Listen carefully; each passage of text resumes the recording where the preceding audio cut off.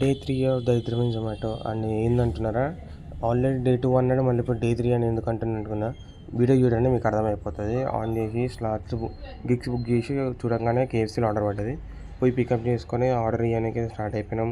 Order delivery చేసి మళ్ళీ ఇంకొక ఆర్డర్ పడ్డది. ఇదే హైలైట్ ఆర్డర్. ఇక్కడనే దరిద్రం స్టార్ట్ అయింది.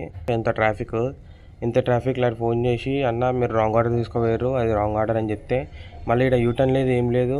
5 కిలోమీటర్స్ అక్కడెక్కడో బండి పెట్టి నడుచుకుంటూ పోయినాము ఆర్డర్ తీసుకోనికి. అదే ఏరియా డెలివరీ ఏరియాలో ఇంకొక ఆర్డర్ పడ్డది దగ్గరనే. సో అది కూడా డెలివరీ చేస్తాము. ఇక మైఫీల్నే పడ్డాయి. సేమ్ మైఫీల్ అవ్వడంగానే ఇవన్నీ డెలివరీ. సో మైఫీల్ ఆర్డర్ పిక్ చేసుకొని 2 ఆర్డర్స్ అయిపోయిన తర్వాత లాస్ట్ ఆర్డర్ చూస్తే 9 కిలోమీటర్స్ ఉంది.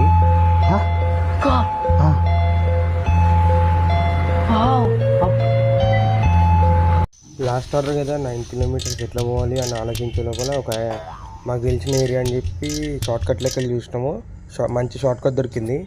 9 కిలోమీటర్స్ నుండి డైరెక్ట్ 300 మీటర్స్కి అయితే అంత షార్ట్కట్ దొరికింది. సో అది కూడా డెలివరీ చేసిన తర్వాత ఇక మన ఎర్నింగ్స్ అయితే ఈరోజు 830 రూపీస్ ఎర్నింగ్ చేసినాము. అది కూడా పొద్దుగాల నుండి నైట్ దాకా కొన్ని ఆర్డర్స్ చేసినాము. ఎక్కువ ఆర్డర్స్ చేయలేదు.